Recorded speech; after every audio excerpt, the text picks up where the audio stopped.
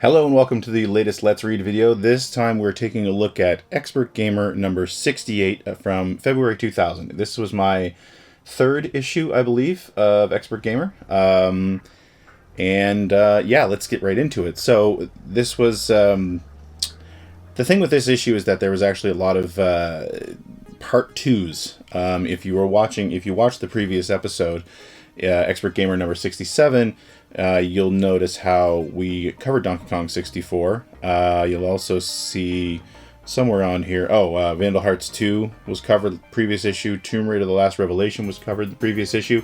So yeah, we had a lot of these games covered already. But of course, the big news this month is the release of Gran Turismo 2, which I was pretty excited about because being a big Gran Turismo fan myself, being a big racing fan, I was really excited about this issue, and I didn't end up covering the game at all, but we'll talk about that. Anyway, the other thing that I think was interesting about this issue, which I've kind of mentioned in previous episodes, and I'm going to move the camera here. The other thing I mentioned in previous episodes about previous issues is, of course, we were looking for a way to, I think, do something a little bit more interesting than just your regular strategy guides. And this month, we actually see Pokemon Gold and Silver on the cover, which, of course, covered one major directive we had, which was try to get Pokemon on the cover. In particular, try to get Pikachu on the cover. Now, of course, this isn't Pikachu, this is Pichu. Or as our editorial director at one point named him Pikachu, but that's a story for a later episode when we're talking about Electronic Gaming Monthly. But anyway, this is Pichu, and I think this is the first time since we started this series and since I started this magazine that we had a legitimate reason to put Pokemon on the cover as opposed to, boy, isn't Pokemon awesome, or hey, there's a new trick for Pokemon and buried in our 20 pages of tricks. But again, we'll get to that. There's a good reason why this is an interesting development. But yeah, otherwise, we've got, of course, more than 2,000 tricks in here. Gran Turismo 2 is the cover game. Donkey Kong 64 Part 2, it's the Final Four Worlds mapped. Tomba 2 is another new game that we're covering, all 137 events. Harvest Moon 64, which was... the Harvest Moon series was super popular at this point. And Chocobo's Dungeon 2, Vandal Hearts 2, Tomb Raider: The Last Revelation, and of course Pokemon Gold and Silver. That's what? 1, 2, 3, 4, 5, 6, 7, 8 games covered. I don't know if that beats how many we did in Expert Gamer 67, but it sure is a lot for a magazine. Especially when you consider that half of the magazine's pages are going to be tricks. Anyway, first page we get to, we've got our... Dino Crisis ad, which I think we covered last issue, and of course Dino Crisis was the cover game in a previous issue of the magazine. The thing that was always such a big deal here was that it included a Resident Evil 3 Nemesis demo, Capcom clearly knowing what people were really interested in. But Dino Crisis ended up being a really good game on its own. Remember when we covered that in the previous episode. It was just different enough from Resident Evil to be interesting, but just close enough to Resident Evil to sort of scratch that itch while people were waiting for Resident Evil 3. Mario Party.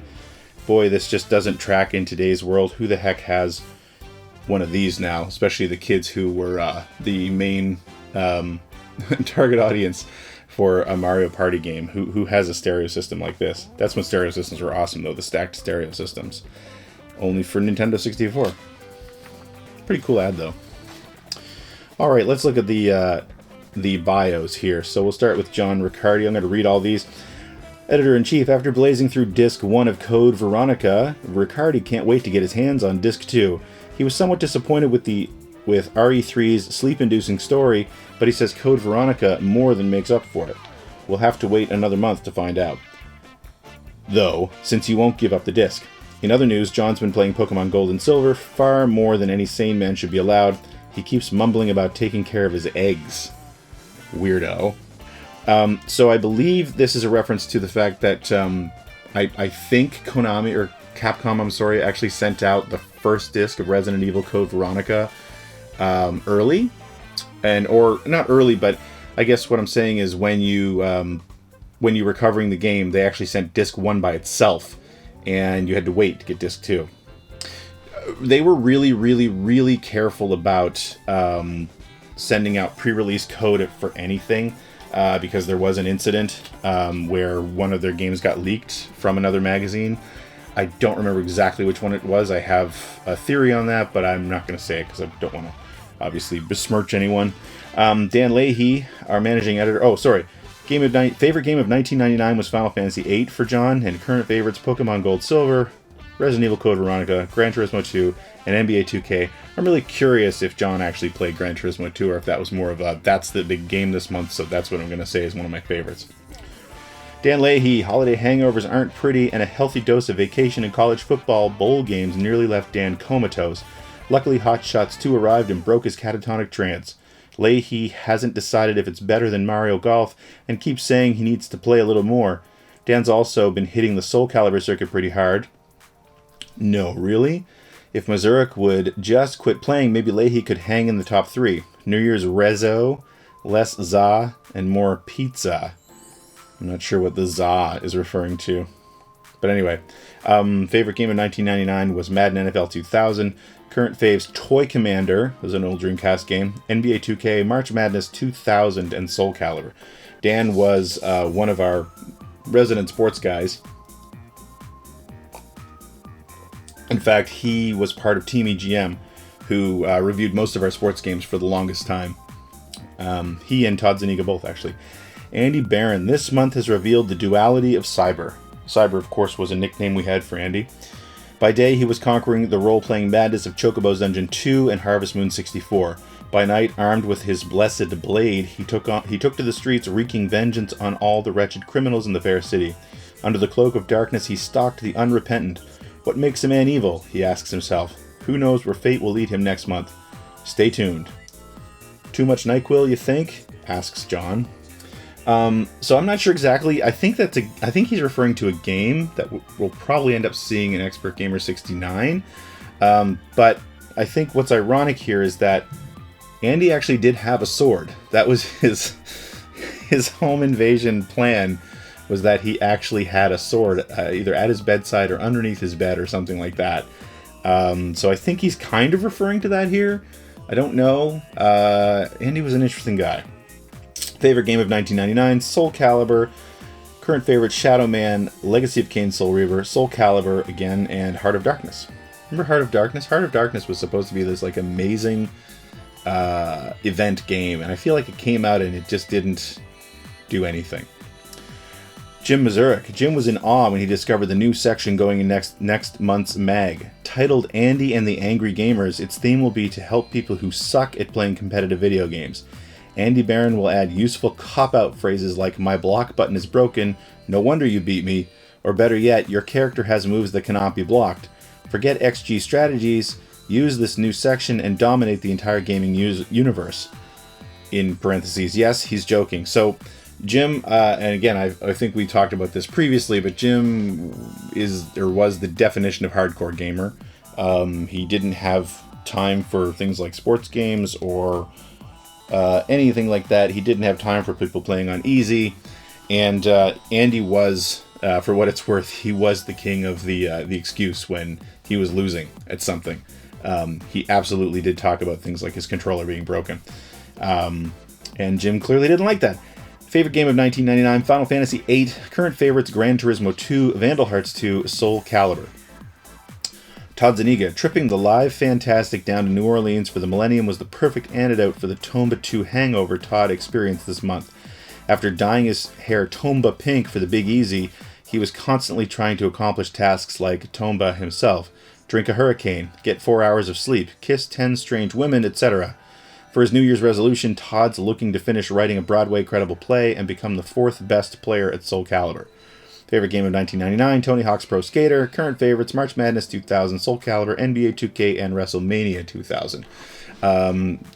Most of this is true. I don't remember if Todd actually dyed his hair pink, but I wouldn't be surprised.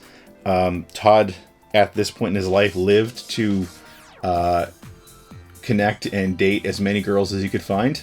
So, yeah, going down to New Orleans for the Y2K party absolutely fit the bill for Todd. And I'm sure he was successful at the kissing 10 strange women thing, and God knows what else. And there's me wearing my hat. Greg Stewart, since the Canucks stayed in the US of A this holiday season, the closest he came to a real celebration was a round of Christmas nights on December 25th. Sad, eh? Elsewhere, T-Zone recently confronted Stewie, which is the nickname I still use, on his lack of Soul Calibur abilities, spouting, "You want everyone to like you, don't you?" This oh-so-subtle hint was not lost on our strategist from the Great White North. His New Year's resolution is, should we survive Y2K, to become a Soul Calibur expert. So I'm happy to say we survived Y2K. Not happy to say that I never became a Soul Calibur expert. Don't really care that I didn't. I really enjoyed that game, but I was into fighting games, really more into fighting games before I actually went down to Chicago to work on this magazine, because all my friends were playing. But once I was there, of course, surrounded by every new game you could find, I didn't really care that I couldn't, or I didn't play a lot of fighting games anymore. I was kind of over it by then. I'd been really intensely into fighting games, especially on the Saturn, up until this point, and then just kind of left them behind. Although I did like Soul Calibur a lot, I have to admit. Favorite game of 1999, Gran Turismo 2, which would have come out, I think, right at the end of 1999. Current favorites, Sega Rally 2, Speed Devils, Mario Golf, and Colin McRae Rally. I had a bit of a theme going there myself. And of course, we had For the Moms, because the edit guys aren't the only ones responsible for making XG a lovely mag. We've decided to show off the rest of the team. Aren't they handsome? Send them fan mail at xg@zd.com. So Tim Bloom was our senior art director. Tim Davis, I think I mentioned in the previous episode, he was the one who helped me make all those awesome maps. I shouldn't say help me. He was the one who turned my hand-drawn maps into awesome graphics for the Tomb Raider layout in the previous issue. Dave Malik, Kerry Wise, and Justin Harkin, who was our new-ish copy editor at the time, and went on to be managing editor when John Riccardi left. Dan Leahy became editor-in-chief, and Justin became the managing editor. And then the book became Game Now. So I talked about the Sega Dreamcast ads in I think the last 2 episodes, because I remember being cranky that the Dreamcast ads had really tiny screenshots. And I thought that was crazy, because the Dreamcast games at the time were easily the nicest, the prettiest looking games on the market, right? Like when you were comparing them to N64 and PlayStation, there was nothing, you couldn't compare them. It was incomparable. And I remember they had these tiny little postage stamp screenshots that just didn't show off the game. So then subsequent month, I remember the ads, the screenshots got much bigger. I want to say they were like, you could put 3 of them in a row or in a column on these ads. And now here we are in the 3rd month of this whole discussion. Zombie Revenge for the Sega Dreamcast, and not one screenshot. Like, what? I don't understand. And I mean, I don't know what, this ad doesn't do anything for me, right? And it says right here, Zombie Revenge, screen grabs suck, see it for real at sega.com/games. So I mean, Sega's big thing was, and I think I actually made a company called sega.com at one point. Sega's big thing was, of course, pushing people online, not only on the Dreamcast, but just in general. Like, their online presence was a big deal. But I mean, not showing screenshots in magazines, like, this was still the way that a lot of people were getting their information. So not to have any screenshots seems absolutely nuts to me. But that's what Sega decided to do. Another ad here. This is for Ace Combat 3 from Namco. which was Sega's big rival at one point. I never really got into the Ace Combat games, but what I did play of them I really loved. They're very like narrative driven, which I always thought was pretty cool. Apparently the latest ones using the PlayStation VR are really cool too, but I haven't played them. Here we go, table of contents. Not really much else to see here. Gran Turismo 2, Tomba, Harvest Moon. I assume that's Donkey Kong, and this is Pokemon, which we will get to. Trying to make sure this stays in frame here. Again, non-endemic advertising, which I've talked about multiple times so far. This, of course, was Mark Echo Footwear. It was a big deal that we had these ads. I think they hung around for quite a while. Insane Frenzy Total Chaos. This was, of course, Marvel vs. Capcom for the PlayStation and the Sega Dreamcast. This was, I think, peak Capcom 2D fighting. This was when they were just at their best. This game was absolutely gorgeous, especially on the Dreamcast. I have my copy sitting over there. I should go back and play some more of it someday. I was never that great in it, but yeah, Marvel vs. Capcom, like, man, Konami, they were masters. They were masters. This is an interesting ad, and it's I think it's interesting even as well because I've been working on a Ridge Racer history video for what feels like ever at this point. And I remember seeing this ad when I was going and doing some research on Ridge Racer 64. And thinking, wow, this picture has absolutely nothing to do with Ridge Racer. This is actually, if you can't tell, this is actually a picture of a crash in a NASCAR race. And I believe it was, I went and looked it up, and it was from a crash that Ricky Craven was in 1996. The driver was Ricky Craven. So let's just look at the text here, too. So now with 300% more losers, Ridge Racer 64. That's right, racers. Only with Ridge Racer 64 on Nintendo 64 do you get the whoop up. Do you get to whoop up on not just one, not just two, but three, count them, three opponents. Your pathetic friends. But hurry, racers, losers available only while supplies last. So I feel like this ad just completely missed the point of what Ridge Racer was, and even what Ridge Racer 64 was. What they're pushing here is the 4-player multiplayer, which was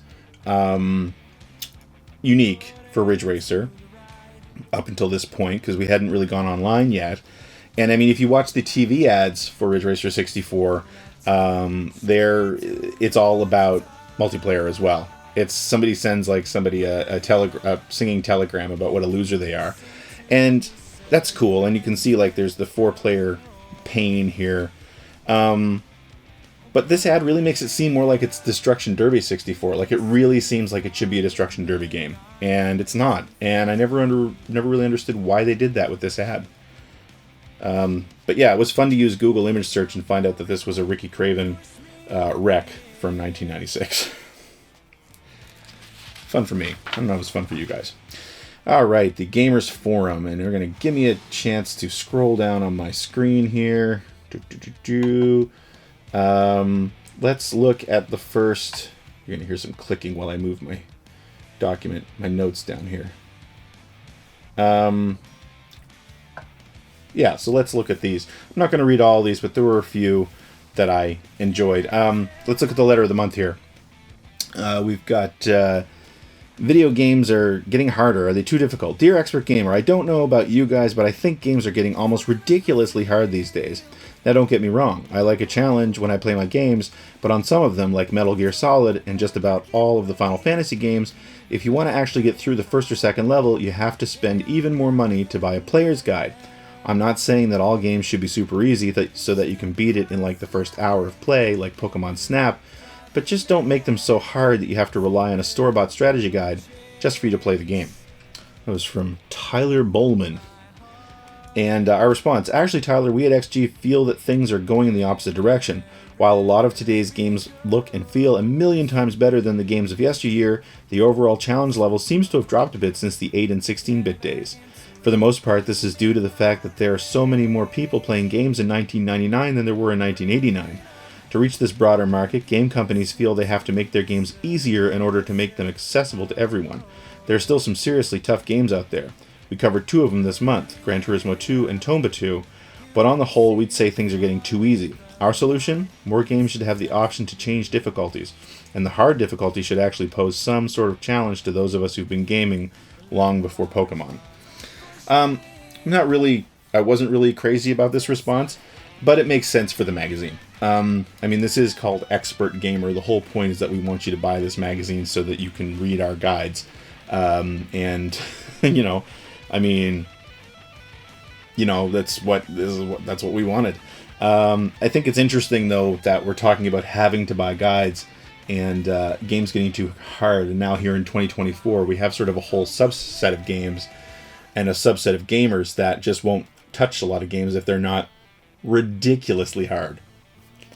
I just thought that was interesting. Anyway, that was our letter of the month back then.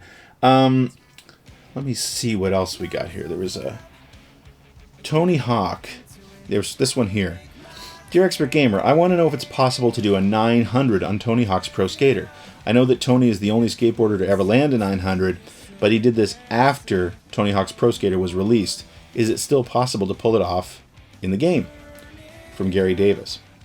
If you're up for doing hair-raising, bunny-juggling spinoramas, you'll just have to wait for the DC version. But for you point-starved Tony Hawk fans, here's how you do the 900. Once you start getting big air on a half-pipe, hold down the R1 button as soon as you lift off and continue holding it. You'll start spinning at an incredible rate, and with some practice, you should be able to get a 900. I think one of the things I would have loved to have seen here is whether or not the game recognizes it. I think it does, but does anyone remember that? Anyone who was around, do you remember Tony Hawk doing the 900? I think it was the X Games, but I'm not sure. It was in a half-pipe competition, and his run was over, and he just kept going because he was trying to get the 900. And I don't remember how long it took him, but it took a long time. And it was a huge deal back then, especially in the sort of right in the most popular time for the X Games and things like that. It was pretty cool. I thought the import pick of the month here was pretty neat too, so I'm just going to read this. So it's a game called Biohazard Gun Survivor. Why put this one down as an import pick when the US version is coming out in just a few short months? It's simple, really. If you want to play the game with an actual light gun, you'll have to play the import version. Capcom will be removing gun support for the US release. It's an admirable move for sure, with all the violence issues these days, but they might as well just not release it at all if it's not going to support the gun con. If you do decide to import, look forward to lots of classic RE thrills, as well as some nifty gameplay innovations. Biohazard Gun Survivor is scheduled to release in Japan in late January. And then the caption here, Biohazard Gun Survivor is the first game in the series to let you take control of the action from a first-person viewpoint. In our opinion, playing with Namco's Gun Con is the only way to go, so you may want to consider going with the import version. Now, the violence issues that they're talking about here, that we were talking about here but didn't name, and I don't blame us at the time for not naming them, was in particular Columbine, but talking about school shootings more than anything else. And some people may not remember that in the late 90s, this was a thing that video game companies were doing to try to avoid any backlash. Sega famously took the light gun support out of House of the Dead 2, which was a pretty major, I think it was a launch game for the Dreamcast. If it wasn't launch, it was a launch window, game for the Dreamcast. And releasing it in North America without gun support was crazy. And I think they also didn't release their light gun. Actually, that might have been what it was. I don't remember if they removed gun support or they just didn't release their light gun. I think they did both for the Dreamcast. And it was a thing. And, I remember because I was in my early 20s when this was going on and sort of shaking my head and thinking, well, they're overreacting. And maybe they were. But it was a trend that was happening. Sadly, it was a fact of life. And it still is nowadays. If you don't remember, the Columbine shooting happened in 1999. This issue was written in 1999, even though it's the, February 2000 issue. I'm pretty sure it was mostly written in 99. Maybe right after that, because we did talk about our holiday and Y2K plans. But either way, it was still fresh. It was fresh. And so that's what this was about. But I think it's a good import pick of the month because, yeah, if you wanted the light gun support, it's clearly made to be a shooting game. You needed to have the Japanese one. What else to talk about here? Oh, there's one other thing I wanted to talk about, which we talked about again in the previous issue, but I wanted to call it out again in case you were wondering how popular Pokemon was back in the day. Top 10 US best-selling games for November of 1999. Pokemon Yellow, Pokemon Red, Pokemon Blue, Pokemon Pinball. Those were the top 4. 6th, Pokemon Snap. So, a full half of the top-selling games in November of 1999 were Pokemon. Even when they were splitting the main game across 3 different versions, all 3 of those versions were the top sellers. It was crazy. And then, of course, Donkey Kong 64. So, yeah, Nintendo definitely, you hear about how, and I talk about it, how the N64 was like the least popular Nintendo console at that point, I think. I mean, you know, between Game Boy and Nintendo 64, Nintendo had 1, 2, 3, 4, 5, with Donkey Kong 64, 6, and 8. So 7 of the top 10 were either Game Boy or N64 games, with WWF WrestleMania 2000. And then you had Resident Evil, NBA Live, and Crash Team Racing. So, wow, was Nintendo ever popular? In case you're wondering why retro YouTubers have more fond memories of Nintendo than anything else, America was Nintendo country. Japan top 10, Pokemon Gold and Silver, Legend of Dragoon, Virtua Striker 2, that was interesting, Chrono Cross, Tokimeki Memorial 2, Chrono Cross, which was gonna be a big game in my career later on, Tokimeki Memorial 2, Pachinko Aru's Kingdom 2, Sunrise Heroes, Doko Demo Isio, J-League Perfect Striker, and the King of Fighters 99. Worth pointing out that there are 2 Dreamcast games on here. Everything else is PS1, except for the Game Boy game and a Neo Geo CD game, King of Fighters 99. King of Fighters 99 was an amazing game. And then Editor's Top 10. This was just, again, more of an ad for what we were covering. Gran Turismo 2, Soul Calibur, NCAA March Madness 2000. That would have been Todd and Dan picking that. Resident Evil Code Veronica, Mario Golf, Vandal Hearts 2, Tomba 2, Speed Devil, Sega Rally 2. Those were clearly my choices. And Final Fantasy VIII. Let's see, page 18. Where are we going to... Oh, let's look at this one here. Rogue Secrets. I heard there is a code for Rogue Squadron that lets you fly Slave 1 or the B-Wing. Is this true? Also, for Shadows of the Empire, is there a code that on the 10th level lets you fly the Millennium Falcon? From Cliff Katzenelson. No Slave 1 or B-Wing. The code for the Millennium Falcon is Farm Boy. You can use it in any mission that doesn't require another fighter. I just thought that was interesting because we're referring to Boba Fett's ship as the Slave 1, which I think is no longer canon. But that was the name back in the day.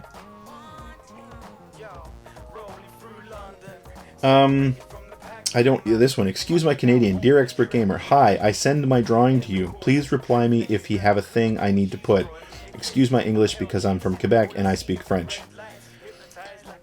Say you don't? For thanks us writing. Seriously though, we have a real-life Canadian on our staff, so your stunted speech patterns didn't bother us a bit. Thanks for the pick. That was mean. That was pretty mean. Everybody was mean. Oh, God.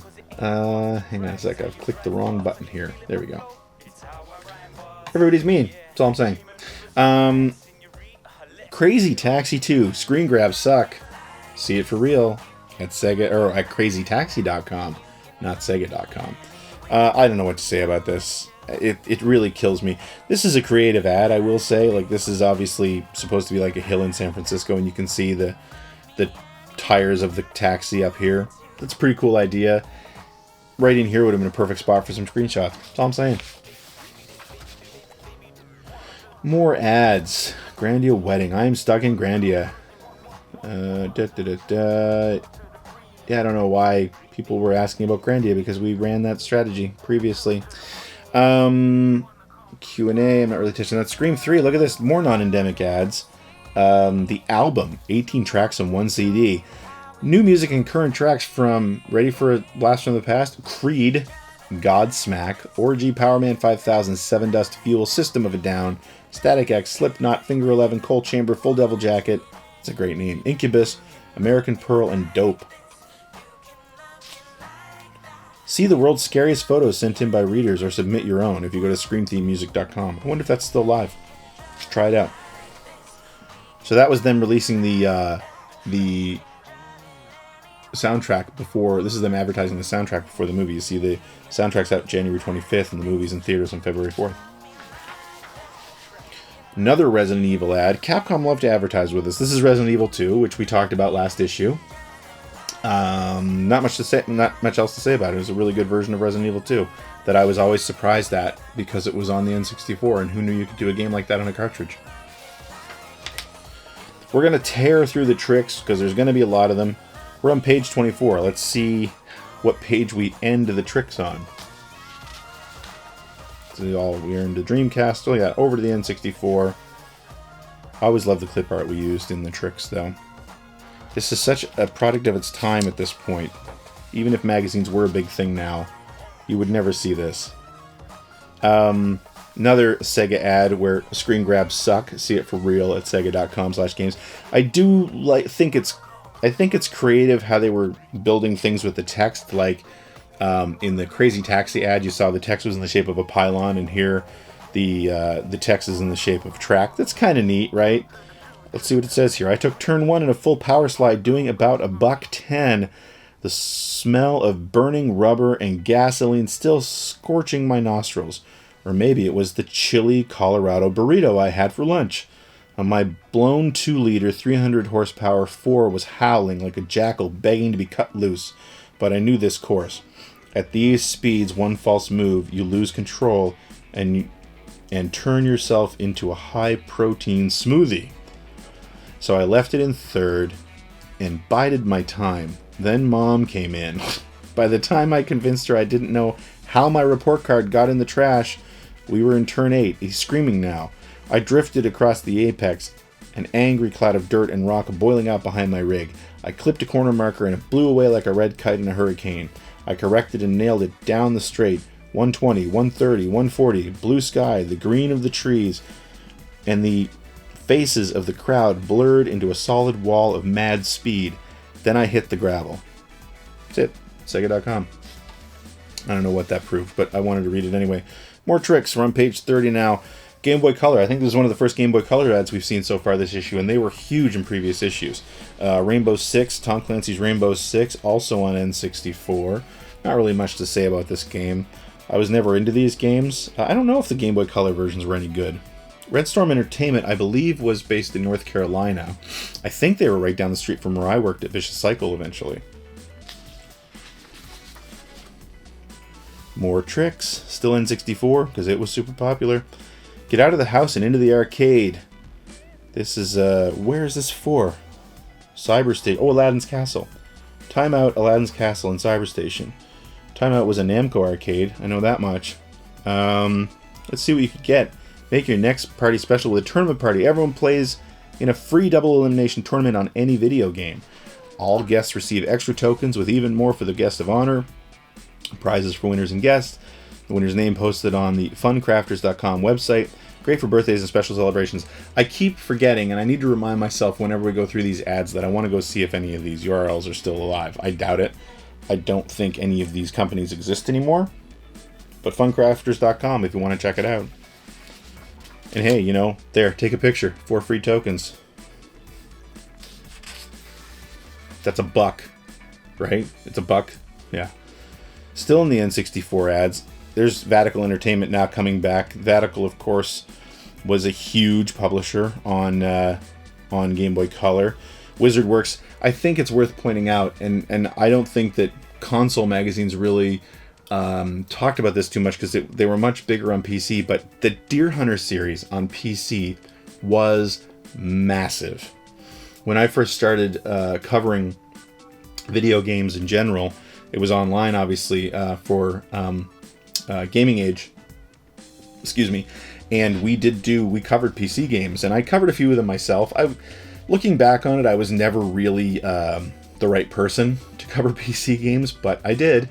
And yeah, the Deer Hunter games like that, well, I remember because I think it was a budget series. And I never ever would have guessed in a million years that it would become as popular as it did, but it did. And yeah, I remember talking to the PR person that I was dealing with, and I could not remember their name for the life of me at this point, and hearing about just the massive sales that the Deer Hunter games did. So it doesn't surprise me that it came to Game Boy Color. Into the PlayStation codes, we're still going. It's like 12 pages of codes now. Dukes of Hazzard Racing for Home. I loved, when I was a kid, I loved Dukes of Hazzard. Came from a racing family, but I just thought I loved that show so much. I looked forward to it every day, or every time it was on. I loved the car, the General Lee. I had one of the first die-cast cars I ever owned, like a 1/24 scale, was the General Lee. Had the stars and bars on the roof, which back then, those of us who didn't know any better, because there was so much whitewashing on that, I just thought it was a really cool flag. I didn't know what it stood for. But yeah, I went and played a little bit of this after seeing this ad in here. It's not a bad little game. It's just a, sort of a mission-based driving game. You have like a cinema scene, and then you're into a driving section, sometimes being chased. But it's fun. It's a fun little game. And it also calls out here, featuring the voices of James Best, Waylon Jennings, Ben Jones, Sonny Schroyer, Tom Wopat, and also featuring original music by the Tractors. I wonder if any of those people are still alive. I know James Best was Roscoe P. Coltrane, right? I'm pretty sure he's gone, but I'm not sure. Not 100% sure, but I think he is. I don't remember if Waylon Jennings is still alive at this point. Anyway, moving on. More PlayStation codes, more Vatical Entertainment ads, Vigilante 8, which of course was kind of Activision's. I want to say it was sort of a Twisted Metal knockoff, but also I think it was related to Interstate 76, which was like this really cool mission-based 3D driving combat game on the PC. They also did another Interstate game that was set in the 80s, but Interstate 76, it was called that because it was done in like this disco 70s style. It was a very cool game, and I think Vigilante 8 was a spin-off. I could be wrong about that, though. It happens. More PlayStation ads, more a Boombot ad. We talked about Boombots last time. More PlayStation. K1 Grand Prix, sadly not a racing game, as I found out after seeing the name of it and thinking, oh, cool, and then, oh, wait, no. This is from Jalico, which I think Jalico was on the way out at this point. I remember them making a bit of a comeback, or trying to make a comeback later on, but for the most part, yeah, they weren't around for much time. There was always kind of a push to do, outside of boxing, I think kickboxing was the main thing here, right? And also as UFC was getting bigger, just to do combat sports in video games. I really don't remember if this one was any good.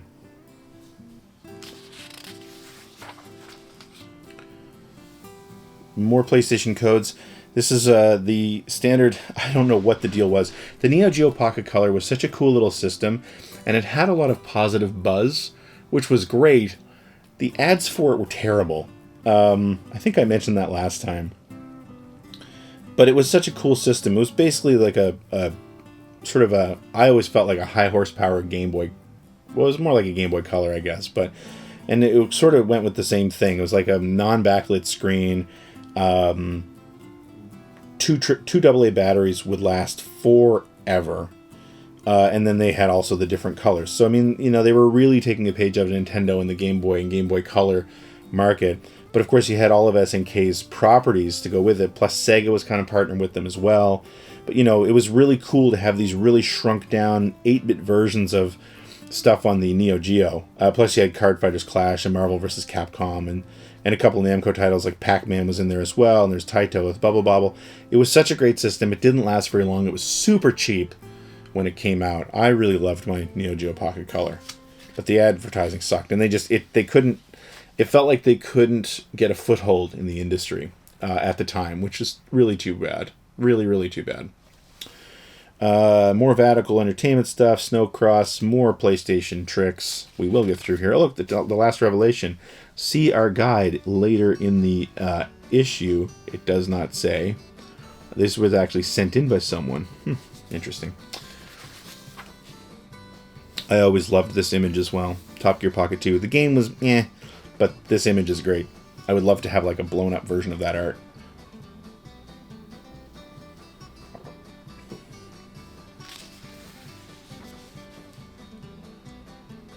Yu-Gi-Oh! Direct, more games for less, the hottest pre-orders. And it even has a card that you can pull out here. Look at that.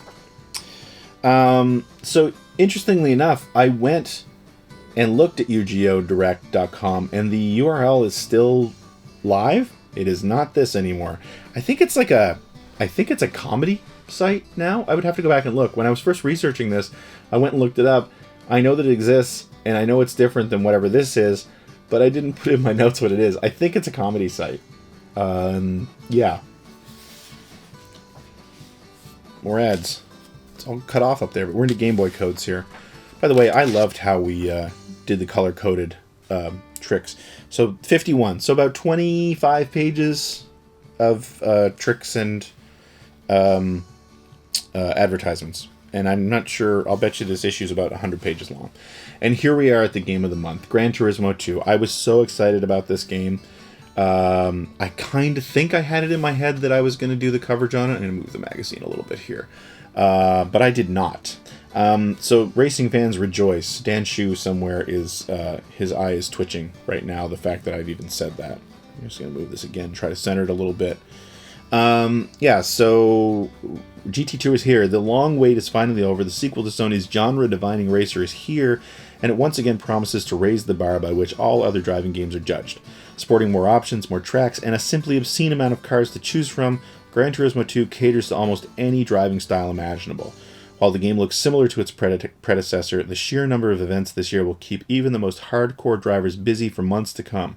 Gran Turismo 2 takes everything the first game did right and improves upon it tenfold. Welcome to the best racer in console history. And you'll see over here that the strategy is actually written by Jim Mazurek, with a Mike Myers quote, or a Mike Myers reference at the beginning. Every once in a great while, a game comes along that just feels right. When compared with the rest of the games in its genre, something is just plain better about it.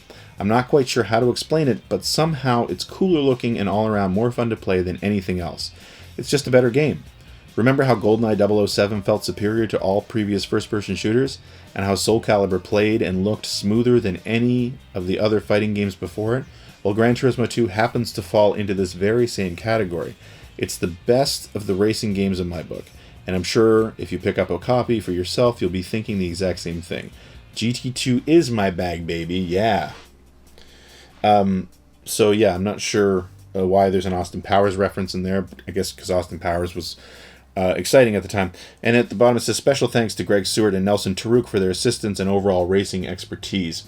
So I remember us getting this game, and I, being a racing guy and being a huge Gran Turismo fan, really, really, really wanted to do the coverage on this. I did not get it. John Riccardi, I remember at the time, actually apologized for it because he was the editor-in-chief, so he would assign this stuff. But I mean, in hindsight, and even in the moment, I mean, I was disappointed, but I wasn't angry about it. And in the moment, I totally got why they did that. Jim was by far our best guides writer. He usually did the cover games. Not always. Like, I mean, the previous issue was Donkey Kong 64, and that was Todd Zuniga who had done that one. But for the most part, he usually did our cover games. And it made sense for him to do it. This Gran Turismo 2 was a huge release. And I think in hindsight, I ended up getting the better end of the deal because I got to go and enjoy this game at my own time because it was a massive game that I was going to play anyway. Whereas Jim had to hustle through the game in like 3 weeks. And there was a lot there. Plus, I got to sit and play it with him and, you know, got to play it early. So, it was all good.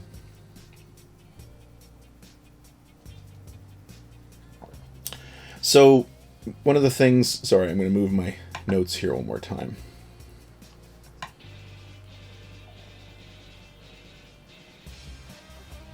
Move them too far.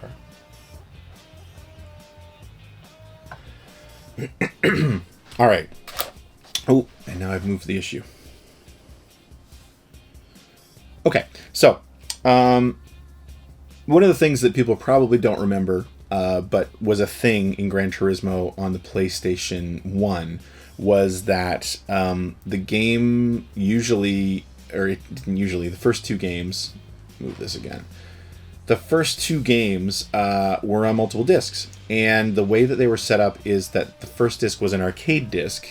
So it was just a series of events and a limited number of cars, but you could also use cars from your saved garage on your memory card on the arcade side. And I think if you finished them, it unlocked something. I mean, you got an ending, but I think you also unlocked vehicles or something like that you could use.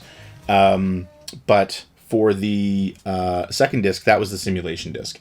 That was where you go in, you do the license tests, and you'd buy cars, and you'd upgrade them, and you do all the different series and things like that. So that's what this, and it says right there, the simulation disc techniques. This guide is written for the simulation disc of GT2, and the following techniques are best applied to that disc only.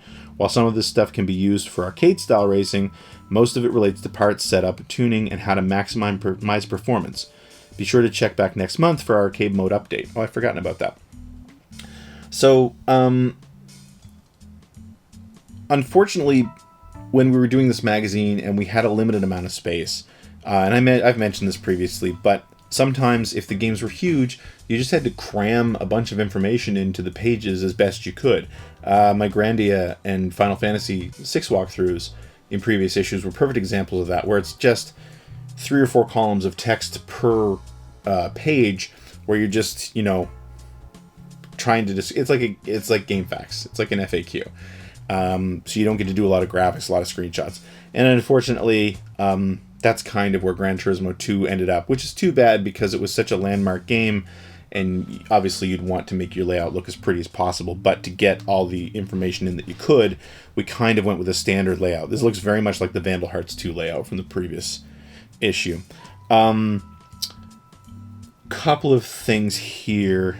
Making the class, let's see, there's something that I wanted to call out. Oh, this is what I like. So there's some basic stuff here, messing with the AI, basically saying that the AI sucks and that you can also use them as cushions to get around corners.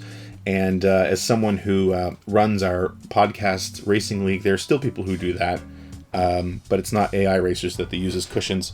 You know who I'm talking to. If you're one of them, you know.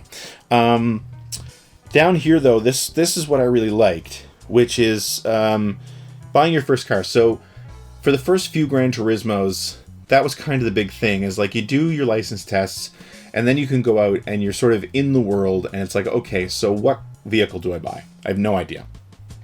And because you had a limited amount of money, and the way to make money was to go and do events, you wanted to make sure you got a decent car to start with.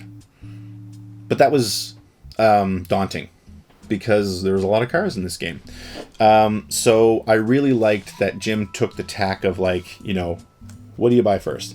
So you've popped in the disc and booted up a new game, only to find that you've a measly $10K to buy your first race car. Not enough to get that Lotus Esprit V8 SE that you've been dreaming about, eh? Well, fear not, young game master. We've created a startup guide that provides an example of what you should buy and the order in which you should upgrade your car.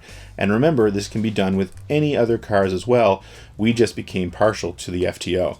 So he's suggesting you buy a Mitsubishi FTO 94. Now, what's interesting about this, because I decided to try to, add some context to this read-through and future Expert Gamer read-throughs, I wanted to go in and try to use these guides sometimes just to see how well the guide worked. Problem is, the Mitsubishi FTO 94 is not available in the game from the start. There is an FTO. I think you can buy new.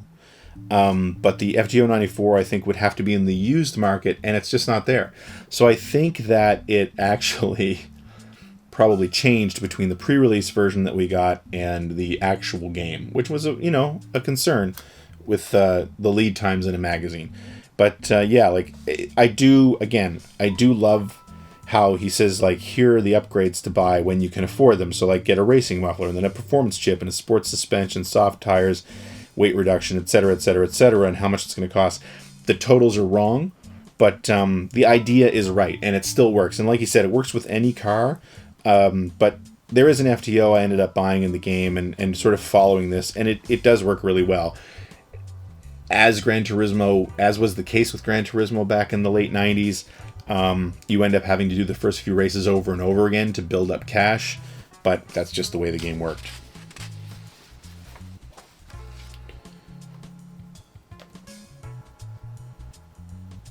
The other thing that, so we're into the license tests here, which again, this isn't something that really happens as much in Gran Turismo anymore. It still does happen, but these old games, they would lock off pretty much the entire simulation mode behind these license tests. You had to get the license first, and then you could go do races. That's not the way it works anymore. But one thing that they did do in this game that I'd forgotten about, which was brilliant, was, and it says right here, for those of you who's completed all the license tests in the first Gran Turismo, you can transfer your save data to unlock this license test in GT2. So if you were a returning player of Gran Turismo and you had your old save file and you'd already passed these license tests, it would read that file and just give you at least the B license and the A license, and maybe even further than that. Great idea. You didn't see that happen a whole lot back then, but you did see it happen, and was super happy to remember that. Again, very dry here, going through these different license tests. Having covered Sega Rally 2, the previous issue, I knew what it was like to try to sort of paint a picture of the track and when you had to brake and accelerate, just using words. It didn't always work the best, but it did work, so, that's a thing. Moving on, more license tests. Yeah, see, so it was the A and B license you could get from the previous game. So that was nice. It gave you a nice little boost. You could go out and do some races and things like that without having to futz around too much with the license tests, which was always a welcome relief in a Gran Turismo game.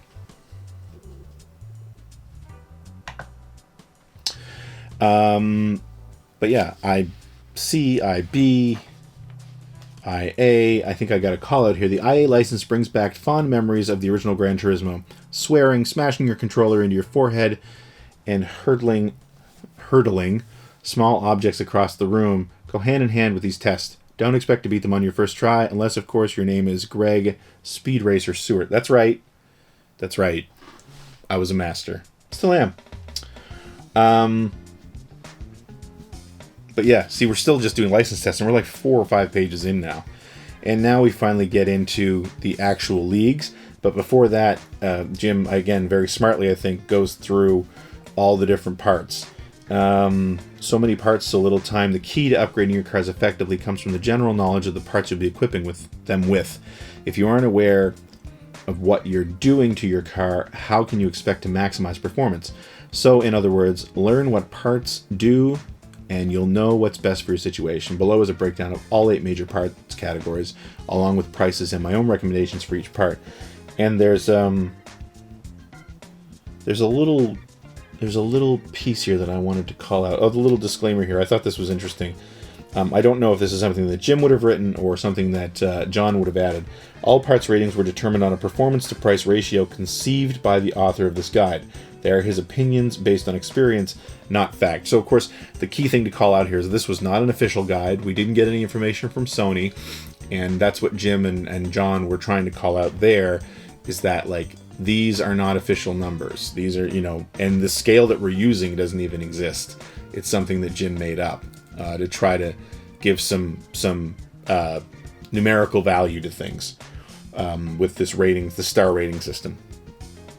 And then we just get into the GT League. I did notice here that he is calling out the Mitsubishi FTO 94 for the opening races, which was great. This kind of caught my eye here. So when you get to the U.S. Nationals sections, these 2 series, Jim calls out the Mitsubishi 3000 GT. And the reason this caught my eye is because Andy Barron, who again has sadly passed away, a few years ago now. But he was cyber here. He worked with us. He owned a Mitsubishi 3000 GT, and he adored that car. So I like to think that he might have seen this suggestion and give him a little smile. But he loved his 3000 GT. When I first met him, I think he was the one who took me out to lunch my first days there. We went in his 3000 GT, and you could tell he loved that car. He wouldn't stop talking about it.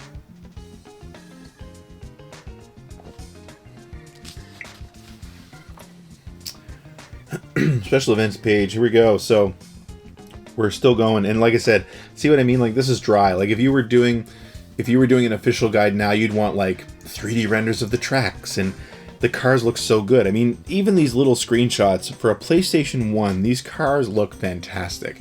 Might be hard to translate here on this YouTube video, but you'd love to blow these up and really talk about them and cover them, and unfortunately you just couldn't. I do want to call out here, there's something on page 63 that I wanted to call out, and now I have to figure out. Oh, here we go. The 80 Sports Car Cup. If nothing else, enter the last race at Tahiti Road and earn yourself one of the best cars in the game, the R Skyline R30.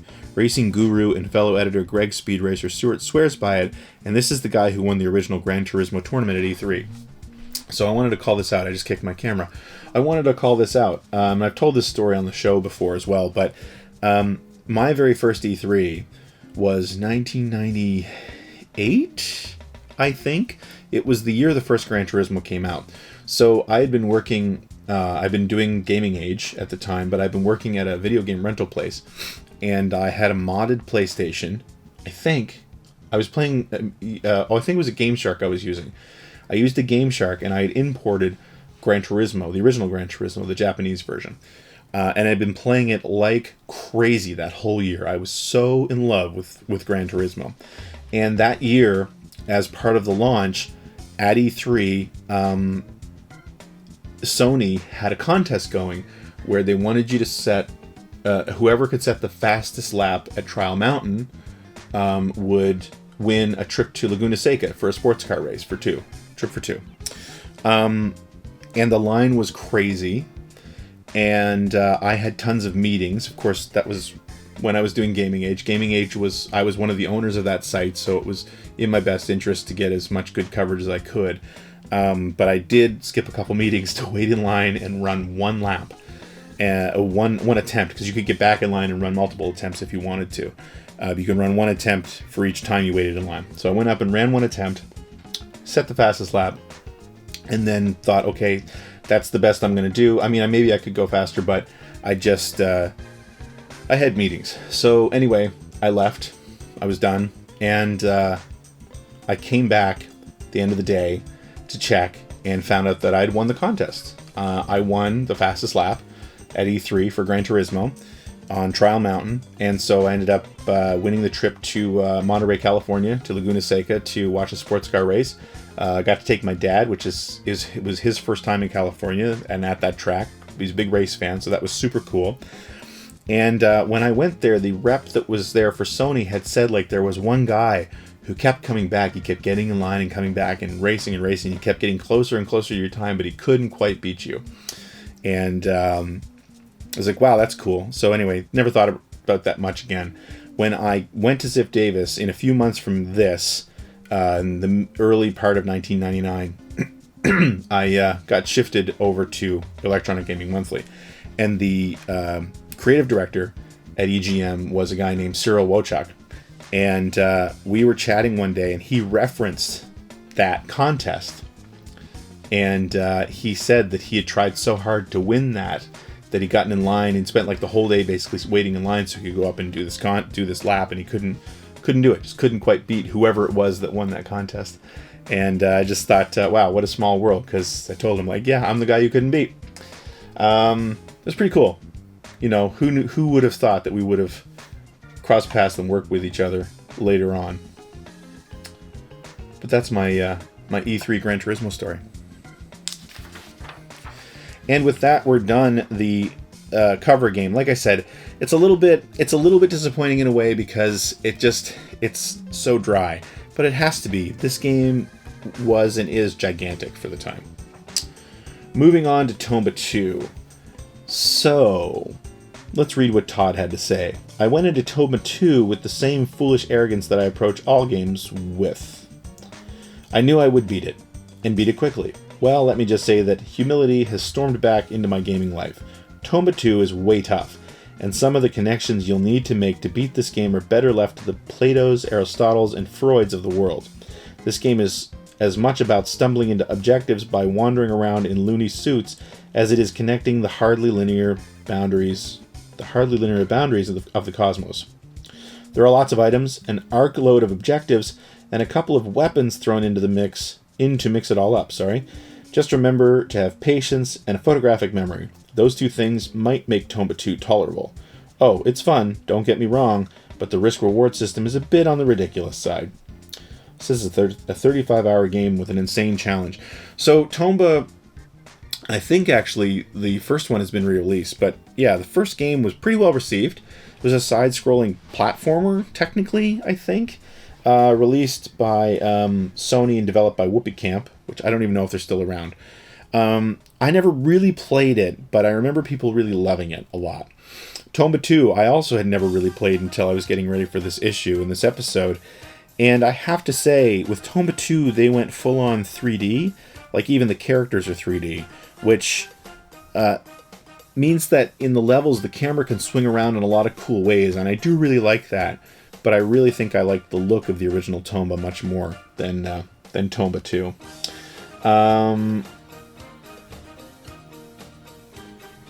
And also want to mention, and actually we'll mention this a little bit later. But yeah, so I used Todd's guide to sort of work my way through the first couple of levels. It's a pretty good guide. The interesting thing about the event index here, and in general, is that you'll see the numbers are all over the place. And that's because you really don't follow the event index guide in sequential order. They're kind of all over the place, which is confusing when you play the game for the first time. But his guide actually, it's really well done. It makes it much easier to understand, and it makes it a little more linear. Like you can do things as you come across them, as opposed to learning about them later. But I am by no means an expert in this game, so if I'm getting that wrong, I apologize. But yeah, it's a really interesting little platformer because I don't want to say it has RPG elements because that feels weird to me, but just the challenge is constantly changing. Like, you know, you start off by going to a burning house and dousing the flames, and then you go back and you save a crab, and then you hatch an egg hatch a chick from an egg that's in like a hammer, and then you put some fish out to dry, and then you feed birds, and then you harvest berry nuts. Like, the game is all over the place. So if I'd been into that game back in the day, I think I probably would have really enjoyed it because there's so much variety. But yeah, using a guide would have been super important, I think. This is also a pretty big guide. It's a pretty big game. 35 hours long. Back in 1999. Would have been a thing.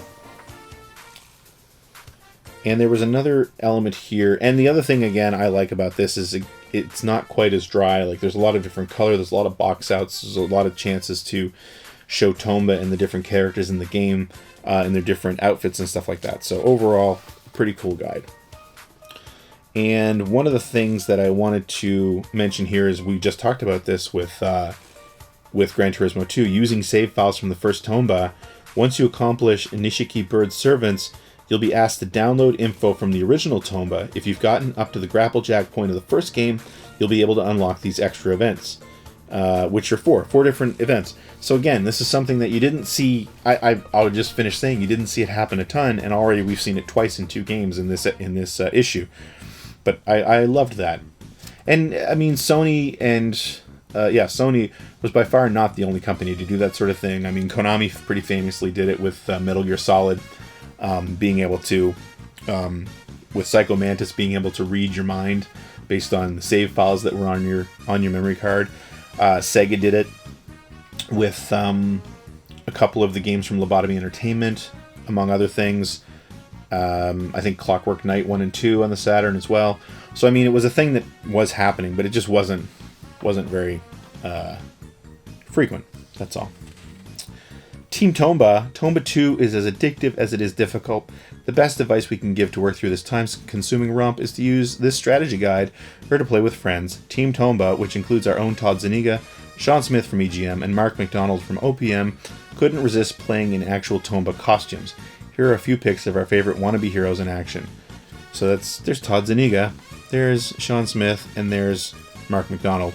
Of course, very soon, Todd was going to be working at OPM, and Mark was going to be working at EGM. This is a great example of, and in the next issue you'll see this again with the Crazy Taxi guide that I do, a great example of having space left and nothing to do with it. So we go with this. At least it wasn't Floating Heads. EGM2 used to love that.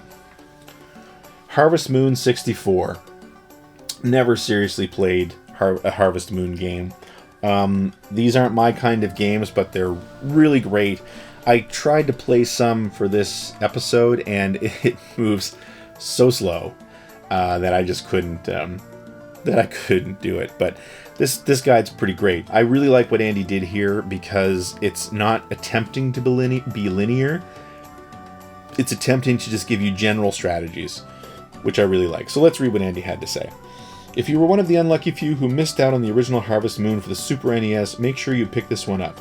Harvest Moon is a farming sim RPG. You must take care of a farm, raise crops, and herd animals. On top of all this, you've got to find yourself a purty wife to settle down with and eventually raise a family. The game is tough, but learning is part of the fun. As you'd expect, there are plenty of different endings you can get. If you want to get a good one, you'll need a family, as many animals as your farm can hold, solid fishing skills, and more. Factor in your popularity with the townsfolk, and you've got quite a few things to worry about all at once. Harvest Moon may seem overwhelming at first, and it does, by the way, but give it time. It can make for a fun and rewarding experience. Oh, and I want to grab your hoe and get busy. I gotta give credit. That's a good line. Yeah, so again, he gives sort of general breakdowns here, which I found really useful when I was playing like the tool breakdown. It tells you how to use all these different things and how you can upgrade them to gold. The fishing pole, dip the pole into the water and hold it there, release the button as soon as you see movement. I have yet to successfully fish in this game, so I'm not sure what I'm doing wrong with that. He's calling out strategies for how to plant your crops once you've cleared your fields and things like that, so it makes it easier to harvest them. Also calling out sort of what the best crop growth, well, the price to growth ratio, because the different crops actually take different amounts of days to grow. The seeds cost different things, and the crops are worth more or less. Also talks about how to raise your animals and stuff like that.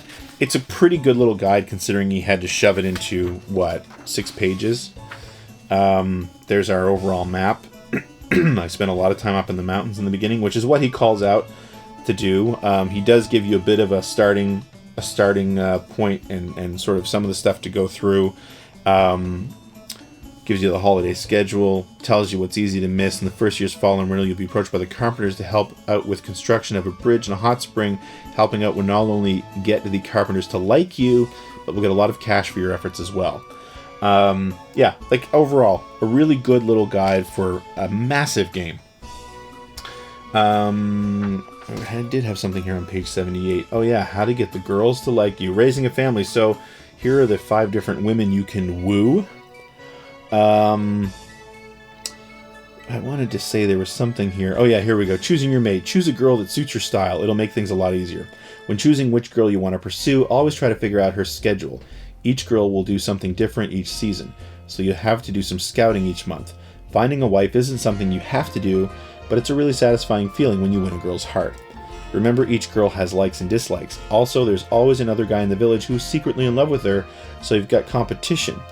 If worse comes to worse, befriend her parents. Hey, it works in real life. I wonder if that actually does work in the game. I have no idea. How to get girls to like you. Time, effort, and bribery. It takes a lot of patience to win a girl over. If you have found the girl of your dreams, follow these steps in order to melt her cold heart. Don't give up, it just takes a lot of time. Remember, the heart meter found whenever she talks will reveal her true feelings. 1. Give her a present every day. You'll do even better if it's something she likes. 2. Talk to her and dance with her at every festival. And 3. Remember her birthday. And I love the asterisk here. It says, may not work with real girls, but it couldn't hurt to try. What a bunch of dorks we were. Calling out a little bit of the Game Boy Color version as well. You can also play Harvest Moon on the go. The Game Boy game is pretty close to the N64 one. It even has some Game Boy exclusive features like the link cable. Allows you to trade animals and supplies between cartridges. Harvest sprites, the little gnomes that appear in the N64 version, have much more going for them in the Game Boy one. There's an entrance to a huge underground world. If you keep the sprites happy, they will treat you to new tools and may even help you around the farm. And new items. There are a whole bunch of new items that you can try to find. For example, if you earn a pickaxe, you can dig the sprite caves to find even more secrets. Most of the farming tips in this guide will work on the Game Boy version. So that's kind of cool. That's a good use of space when you have nothing else to say. Unlike the previous guide. Back to Donkey Kong 64 Part 2. Okay, so I'm not going to spend too much time on this because this, of course, Donkey Kong 64 was the cover story in the previous issue. So we've already talked about it a lot. And you can see here it's part 2. I will read what Todd had to say. The final word on Golden Fruit.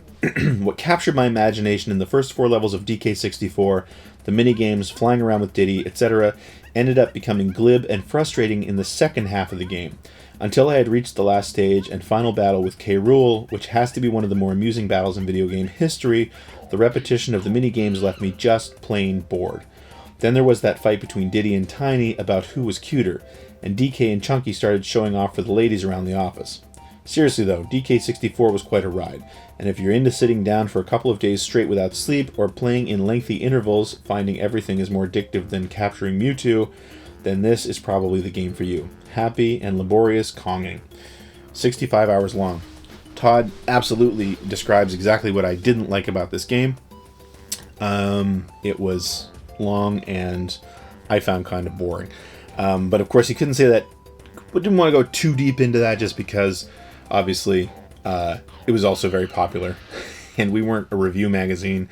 We were there to, any opinions we gave, mostly we're there to tell you that the game that we're covering is worth covering because it's awesome. So here's what's left. After wrenching our way through the Jungle Japes, Angry Aztec, Frantic Factory, and Gloomy Galleon in last month's XG number 67, we present you with the second half of Donkey Kong 64, including the remaining tips and secrets. So again, I'm not going to go too heavy into this, but you'll notice that I think, yeah, so there's still some maps here, but there aren't as many maps in this part 2. I think that's probably a mixture of not having the space to do a lot of maps again, and I think having to revisit some of the same areas over and over again. But yeah, the Golden Banana, boy, this was the thing that really irritated me about this game, was that you had to basically do everything 5 times. For Donkey, Diddy, Lanky, Tiny, and Chunky. Boo. But yeah, here's another one of those maps. Actually, I think that's just a general overworld. Is it? No, it's just DK Isles. Okay. Maybe that is the general overworld. A couple of boss fights here. Another map. Fungi Forest. Finding the gold bananas for all 5 characters. Man, I hated this game. It's still a pretty big guide overall. And I do love that he has really big callouts for the different bosses. It's kind of a cool thing, right? More fun with these fairies. I do like this. You'll notice a fairy menu when you start up the game with the heading Mystery. This is where you'll find the bonus features of the game. Below are a list of things unlocked as you continue to take snapshots of fairies. So you unlock a DK Theater with intros to all levels, different game cinemas in the opening wrap, DK Bonus, Rambi and On Guard Arenas, Jetpack, the old rare game Jetpack, and DK Arcade games all playable. Now that's interesting because nowadays there's a big controversy over who actually owns the Donkey Kong arcade game. Bosses take on any of the boss battles except the final one. Crush a battle can use Crush in multiplayer, and cheats option to turn off and on all items through the game. Cool stuff. If you like rare games, which I can take or leave. More maps. You know what? I was wrong. There are a lot of maps in this walkthrough. This is actually a pretty big part 2. But again, it's Donkey Kong 64. You saw in the opening pages that it was, I think, the 5th best-selling game in November 1999. So it was a big deal. And there's Cardboard K. Rool versus the Kongs. Whatever depths you thought K. Rool would sink to in an attempt to conquer the world, this one is certainly the most laughable. You need to shoot yourself from the cannons into the cardboard cutout to knock this guy to pieces. You'll be able to compete until you beat down the foe K. Rool or until you've launched each of your 5 Kongs into the cosmos. It's kind of cool. It's creative. Still more. We're in page 91. We're getting near to the end of the magazine here, and we still have a lot of games to cover. Creepy Castle. I think we're right at the end here now, obviously. Yeah, and there's K. Rool versus the Kongs. K. Rool's thrown everything but the kitchen sink at you, and now it's time to throw it back. A win here will free DK Isles forever from K. Rool's horrible wrath, until the sequel, of course. You'll need all 5 Kongs in tip-top shape to take down the boss. Good luck. So, yeah, so it's a 5-part boss fight, where you're in like a wrestling or a boxing ring. So with Donkey Kong, I think you probably have to shoot him with the coconut gun, maybe? But Diddy, Lanky, Tiny, and Chunky all have to fight him in different ways. That's a cool idea. I'll give Rare that much. Look at this. We're on page 94, and my first guide finally appears, and it's actually a part 2 of a guide I'd already worked on the previous month. I'm not sure what I did this month. Everyone else did 2 or 3 guides. Tomb Raider: The Last Revelation. We're in part 2, so it's time to set things right. Yep, it's definitely the largest Tomb Raider adventure of the bunch. And unlike a lot of games that seem to fall into a similar trap, Tomb Raider: The Last Revelation's story is spectacular. Despite some incredibly frustrating puzzles throughout certain levels, it keeps you hooked right up until the climax. The following pages contain step-by-step instructions on how to complete the remainder of this gargantuan game. In case you missed it, we covered the first 12 levels last month. Remember, 1, save early and save often. 2, revolvers are a girl's best friend. Like that. And 3, never trust anyone, least of all your friends. I hate that I used the word friends twice there. Tomb Raider TLR is the perfect example of modern firepower vanquishing ancient curses and destroying historic artifacts. This is archaeology at its finest. I was pretty proud of that one. So yeah, in the first walkthrough, which I covered in the previous episode, issue number 68, this is 68, 67, I remember talking about, and I had talked about being so proud that it had a bunch of maps that were hand-drawn. It took me forever to do it. I thought the guide looked awesome. It was definitely, maybe I was a little more proud of the Sega Rally 2 guide, but definitely one of the guides I'm the most proud of. But that was only 12 levels. And what we discovered, during that process is that this game is so big. And so, unfortunately, the maps fell by the wayside here, and you'll see that it's just packed. Like, we do 7 levels in the first page and a half here. It's a shame. It's a real shame. But we did the first 12 levels. There were 44 levels in the last Revelation. So, yeah, unfortunately, kind of sucked that we couldn't do the whole thing. I'm also kind of glad I didn't have to do the whole thing, because drawing those maps was really time consuming. And I mean, if you've ever played in one of the old Tomb Raiders, you know some of those levels can get really convoluted. And the way I was drawing those maps, once there were multiple levels and multiple floors, boy, that was going to be tough. But again, I think for something that's so packed with information, we still managed to get a lot of screenshots in here. We still managed to get a little bit of official Lara Croft art in here. So it still looks attractive, which I'm happy about. I do like the colors too, like the beige and the black with the gold titles. It's a nice touch. I'm still happy with the way the guide looks. I still think it's a good guide. I was actually using it a little bit to play the game, and I feel like I did a decent job guiding people through the levels, and some of these levels can be massive. I do also love that we used sort of like a checkbox motif here to sort of break things up. It makes it easier to follow it, so I was happy with that. Look at that, we're still only at level 34. This game was so big. God, it was so big. We're still not done. Level 40. Because some of these levels were getting huge. And there we are finally at the end. Level 44. Let's read what it says here. Escape the Temple of Horus. I actually said it's escape. Complete this section and you finish Tomb Raider TLR. Upon exiting this room, you will have to deal with 3 more of those sliding pillars we all love so much. Once you're past those, make sure Lara keeps moving. This place is buckling fast, so there are rocks falling all over the place. Hugging the left wall is the safest route, but still not 100% clear. If you don't make a running jump across the first pit you come to and start running immediately after Lara hoists herself up, she'll be crushed. Use another running jump for the second pit and shimmy across the middle ledge. Now run to the right as you approach the final pit. Do a running jump, grab the ledge and shimmy to the dark block in the center. Hoist Lara out of the hole and use the dash button to run like mad for the exit. There you have it. Enjoy the ending of Tomb Raider, The Last Revelation. And here we get now to Chocobo's Dungeon 2. Another big game that I think the idea here, you'll notice I never get this right. It's a roguelike. It's an overhead dungeon crawler. It's very much, it's roguelike. It's very much rogue. So you move around, and as you move, your enemies move. You have battles right in the map. The maps are randomly generated. The loot is randomly generated.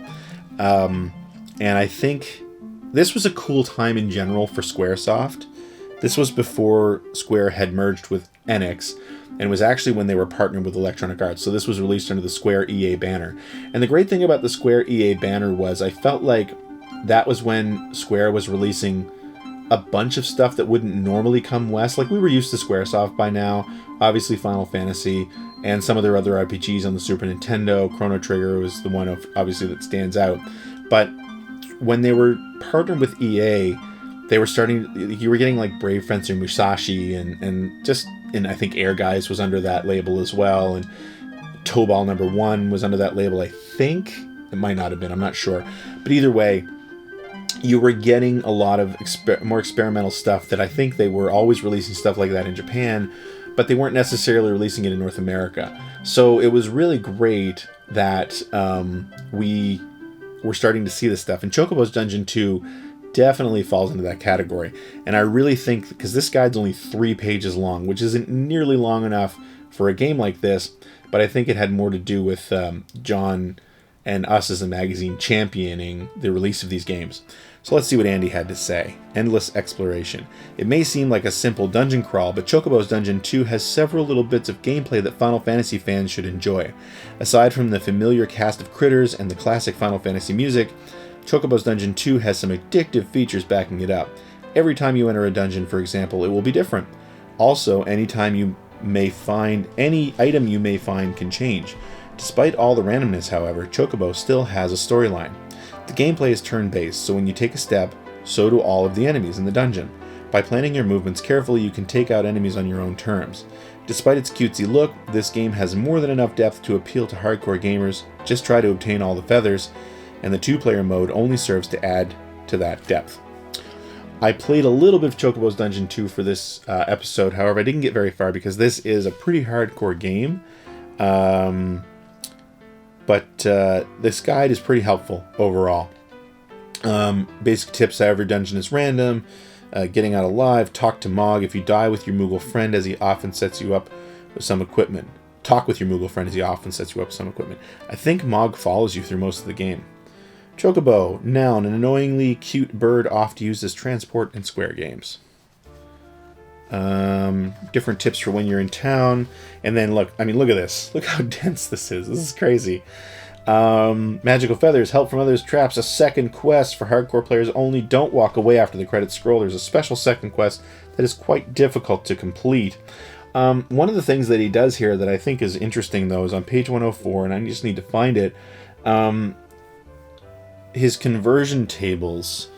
Where is this? Help from others, 2-player tips. I know I had this written down somewhere.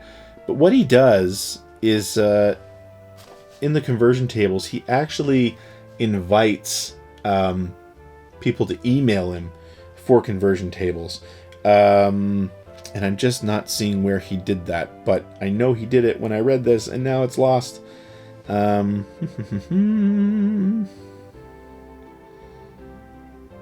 not sure where it is.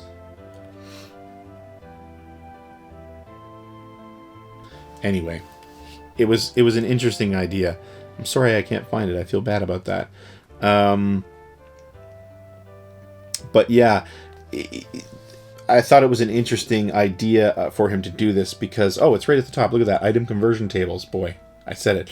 Want to know what turns into what? Due to space limitations, we were unable to show what items turn into which feathers. If you email Andy at andybarron@zd.com, however, he'll send you the list. So I thought that was kind of cool. It was a kind of a neat way to interact with the readers a little bit and sort of a community building thing. And again, he only got 3 pages to cover Chocobo's Dungeon 2, which is an insane number of pages to cover Chocobo's Dungeon 2. But there we were. So we're at page 105 now, getting very near the end. So now we've made it to Pokemon Gold and Silver, and I'm going to take a quick drink. This is by Peter Bartholow, whose name you may recognize. He's a game developer now. He was also instrumental in helping us start Gaming Age back in the day. So he had a lot to do with my career. But yeah, he was roped in. Peter could, I don't know if he could speak Japanese, but he could read Japanese. He was a previous editor at Fusion, which was a Ziff Davis magazine at one point, which was grown out of, I think, Intelligent Gamer. Anyway, let's read here. XG's resident Pokefreak. After nearly 2 years of delays, Pokemon Gold and Silver have finally arrived in Japan. They released on November 21st and sold out nationwide within hours. As of this writing, the combined sales of the two games have already topped 3 million copies, and they've only been available for 3 weeks. Needless to say, we were right there in Tokyo, waiting in line to get our grubby hands on a copy of each. Unlike Pokemon Yellow, which was basically a slightly enhanced upgrade of Red and Blue, Gold and Silver are the true sequels everyone's been waiting for. With more than 100 new Pokemon, 251 in all, a ton of cool new features, and a game world twice the size of the original, these games will surely rekindle the Pokemon craze all over again when they arrive in the US this fall. So, this is what I was talking about when I was talking about having Pichu on the cover, is that we're covering this game super early. And there was a lot of talk, and I may have mentioned this in a previous episode, there was a lot of talk at this time about expert gamers starting to run previews. We were looking for ways to differentiate ourselves from Tips and Tricks, which was our biggest competition, which, by the way, we could never beat. And also, I think in general, just looking for some more interesting content to put in here besides guides, because guides can be really dry. And if you remember how EGM2 started, which is where Expert Gamer came from, it was originally EGM2, it started with news and previews and then guides included, and then it just kind of morphed into guides more than anything, because that's, I guess, what was needed. But we were definitely looking for a way to shift it back, and you'll see in subsequent issues as we get to them that we were doing that. By the time I left, I think, it wasn't long before Expert Gamer became Game Now, which was basically a more aimed at a more kid-friendly EGM. But either way, so while this is, yes, it is a guide and you could use it, and I did use it to play some for this video, it's really a preview. Like, it's really about calling out the cool new features that, everyone was chomping at the bit for. Obviously, you saw when we were talking earlier in North America and in the US how the top 4 most popular games in November were Pokemon Yellow, Pokemon Red, Pokemon Blue, Pokemon Snap. So yeah, this is a glorified preview, but it can be used as a guide. So you'll see that it really focuses on what's new. A ton of new gameplay features that are sure to delight Pokefans of all ages. The most obvious improvement over the original game lies simply in the number of Pokemon for you to find and collect, 251. Some of these new ones are pre-evolved forms of current Pokemon, while others are just all-around new monsters. 2 new types of Pokemon, Dark type and Steel type, and now Pokemon have genders, which also means that you can breed them, which was kind of interesting. The real-time system as well, so the game actually has an internal clock, I think. I'm not sure how it worked, if it was just a battery, but you set the time when you start the game, and then you can, depending on what time of day you play it, it's either day or night, and different Pokemon come out at different times, either in the nighttime or in the daytime. It can be a little bit frustrating. I learned as I was playing, because I kind of only had a chance to play at the same time every day, so it was always nighttime when I was playing. But there were codes floating around that you could force the clock to change. Yeah, so it's really, these first 2 pages are all about what's new. Also, there's a time capsule that will allow you to trade Pokemon from Red, Blue, and Yellow with Gold and Silver. They're talking about the Pocket, I forget what it's called, Pocket Pikachu or Pokemon Pikachu Color can be traded in for rare and useful items in Gold and Silver. Talking about the Pokegear Watch. And yeah, like, there's the different gym leaders. Now, of course, the one thing that I was finding as I was playing this was, unfortunately, the Japanese names of the gym leaders, the towns, and the Pokemon themselves are different, obviously, than what we got in the US version. So that made this after the fact. When this came out, that wouldn't have mattered, because if you had imported the game, these names are all correct. But if you were looking at this and playing the American version after the fact, I mean, 20 years after the fact like I was, it's a little confusing. But either way, there's the 3 Pokemon you can start with their numbers, and what he suggests. Of course, I think he suggests Hinarashi, which I forget what they ended up calling him. He's a cutie. But that's who I picked when I was playing. But yeah, I mean, it's just a glorified 4-page preview, and it was brilliant. It was a great idea, because you couldn't go wrong with Pokemon. It didn't matter that the kids who were reading this most of them weren't going to be able to play Gold and Silver for another like 6 to 8 months. All that mattered was that it was new Pokemon content, because that's all anybody wanted. And here we get to the final guide of the issue, which is another part 2. So this is the third part 2 guide we've had in 68, which kind of makes this a kind of a bummer of an issue, because we're really rehashing so much of the design and so many of the games that we were using, or we were talking about previous issue. This is another Jim Mazurek.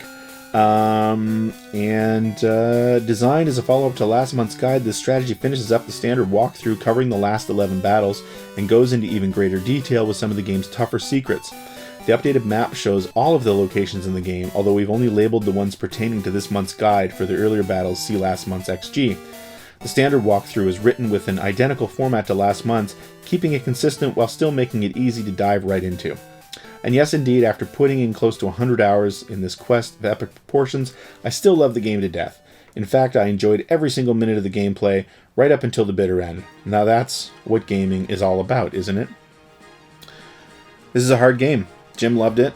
I've never really played it. The very first Vandal Hearts is one of my favorite PlayStation games. It was an early strategy RPG for the system that I absolutely adored. I played through it again a few years ago. I've never really given Vandal Hearts 2 a chance. It's weird. With the 2 Konami RPGs that I was really into, I did that twice, because I did the same thing with Suikoden. I've played through Suikoden multiple times, and I've never really given Suikoden 2 a good shot. But there's not a whole lot more to talk about here. He talks about some secrets. He talks about the final battles. But I mean, we really covered this game last month. So that brings us to the end. There's our Ultimate Gaming Rig. This time it's got Lara Croft on it. I don't think anyone ever won this, because I don't think it was real. Oh, they added Dreamcast. There's a box out now with the Dreamcast added too, which is pretty funny. I'd love to find out. Somebody sometime should do an investigative report on this and see if it was ever real. And game over. Speaking of Vandal Hearts, before Vandal Hearts 2, there was Vandal Hearts. And for those of you who's been eagerly awaiting the sequel, and just as eagerly awaiting our guide for it, we thought we'd get you all caught up by showing off the ending to the original strategy RPG classic. There were actually 2 endings, depending on whether you were able to attain Vandalier status with Ash. But the differences were minimal at best, and didn't really affect the story. If you've never played Vandal Hearts before, you should give it a try. Vandal Hearts was great. It was a really great game. Also, guess the game ending and win. Yuzo Koshiro kicks it old school. This is, of course, the game ending to Streets of Rage 2. Chips and Bits. I believe I bought my first Genesis game there. I think it was Chips and Bits. This Lara Croft model was gorgeous. I had a huge crush on her. Funkoland, I miss Funkoland so much. But I'm so glad that I lived in a place in the States where there was still a Funkoland back when you could go in there with like $50 and come out with a whole pile of Nintendo and Super Nintendo and Genesis cartridges. The good old days. Next month in Expert Gamer, March 2000, we're going to continue burning rubber next month with ongoing coverage of Gran Turismo 2 and a complete guide to Sega's awesome new DC driver, Crazy Taxi. That's what I worked on, that issue. Also, while all the RPG fans will be able to dig into our Saga Frontier 2 guide, fans of Multiplayer Mayhem can go nuts over our Mario Party 2 and Hot Shots Golf 2 strategies. Oh, and did someone say more Pokemon Gold and Silver? You better believe it. Not only that, but we'll also have the first part of our Dragon Warrior Monsters coverage. It's going to be a big issue. I still am always struck by how much of an influence John's personal tastes had on this magazine. For better or worse, I don't know. I think it was for the better from a readership standpoint, because it definitely gave us a flavor that we were going to cover, especially sort of quirky RPG style games, anything from Squaresoft or Enix at the time. I don't know if it was any good for sales. I have no idea, but I thought it was cool. Again, from giving us a personality. So yeah. Crazy Taxi 2, or Crazy Taxi was the guide that I worked on that next month. Electronic Gaming Monthly, bringing the first big exclusive in the new millennium, Reflections and GT Interactive are already well on the way to finishing the follow-up to one of the biggest games of 1999, Driver 2. We'll bring you the first look at the game, along with interviews with the team and news on the future of the franchise. On the DC front, we'll look at the big games for 2000 and beyond. And in other news, we'll examine the inevitable backlash that is sure to hit the Pokemon fad. Finally, EGM looks at the countdown to Perfect Dark. Are you excited yet? And the official PlayStation magazine, after getting a peek at Siphon Filter 2 in our February issue, we're sure you're starving for more info on this sure-to-be blockbuster game. We've got what you need to fulfill that craving with an in-depth look at the 989 Studios' new action-packed spy adventure. Heck, we're even including a playable demo on the March disc. Then be sure to check out our massive Gran Turismo 2 strategy guide. But why would you do that? You have already read Expert Gamer. You don't need that. Do you? We'll have you racing like a pro in no time. Also find out which games win OPM's highly coveted awards. In that, well, we've got our standard Interact GameShark ad, GameShark Online, at the back. And always on the back cover, back then anyway, always on the back cover, a Capcom ad, which is, of course, for Resident Evil 3 Nemesis, which, by the way, if you bought Dino Crisis based on the ad earlier in the issue, you played the demo for Resident Evil 3 and you already know you want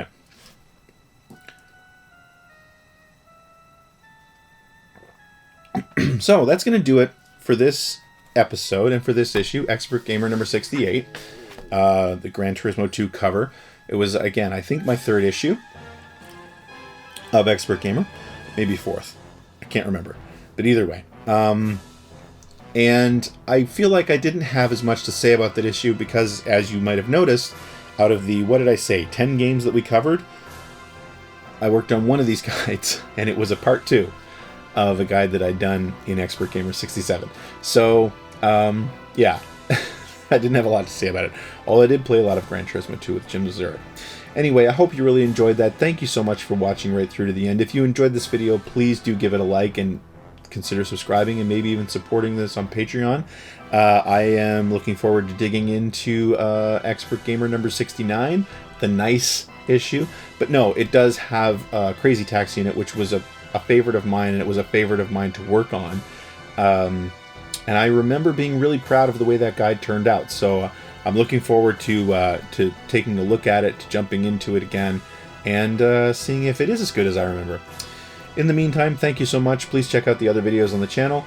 Stay safe, be kind to one another, and look forward to sharing another issue of Expert Gamer with you in the hopefully near future.